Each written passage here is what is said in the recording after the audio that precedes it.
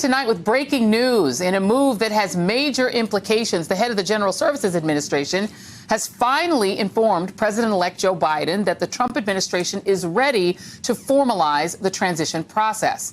In a grievance-filled letter, frankly, Emily Murphy writes, "I strongly believe that the statute requires that the GSA administrator ascertain, not impose, the apparent president-elect."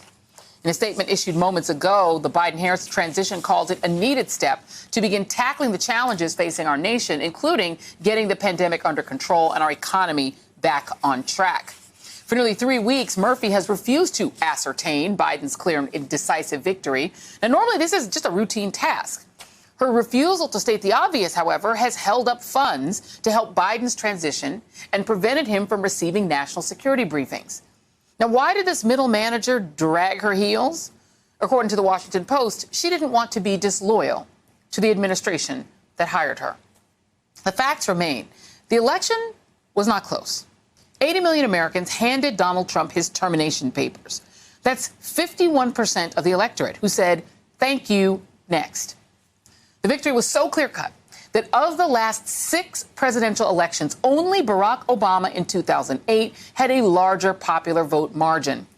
And Biden's electoral vote margin is precisely the same as Trump's from 2016, which Trump at the time called a massive landslide. As the loser, Trump has 58 more days to pack his stuff and go. But instead of focusing on a peaceful transition of power or filling out change of address forms for his friend Postmaster Louis DeJoy to misplace or getting his luggage together, what we're witnessing is a cornered man making baseless claims that it's just not possible that he lost. The election had to be rigged. In a different time, Trump would have been shamed for his brazen desecration of our constitutional system. Instead, what we're seeing is the Republican Party helping Trump in his effort to disenfranchise many of the Americans he swore an oath to defend, in this case, mostly black and other Democratic voters. Late today, the Michigan Board of Canvassers certified Joe Biden as the winner of that state's 16 electoral votes. By law and by practice, certification is supposed to be a routine sign-off.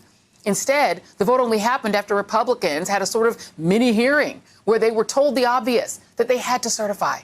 And one Republican abstained.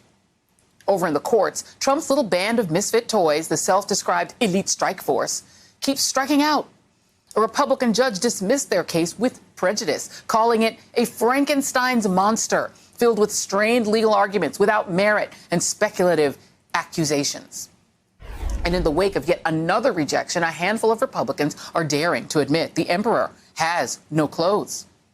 Ohio Senator Rob Portman wrote, based on all the information currently available, neither the final lawful vote counts nor the recounts have led to a different outcome in any state. In other words, the initial determination showing Joe Biden with enough electoral votes to win has not changed.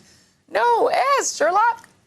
And those who are not willing to join the rest of us in the land of the obvious are being publicly outed by famed investigative journalist Carl Bernstein, who blasted 21 Republican senators who he says have expressed contempt for Trump privately while refusing to speak out publicly. Ah, courage. Hey there, I'm Chris Hayes from MSNBC. Thanks for watching MSNBC on YouTube. If you want to keep up to date with the videos we're putting out, you can click subscribe just below me or click over on this list to see lots of other great videos.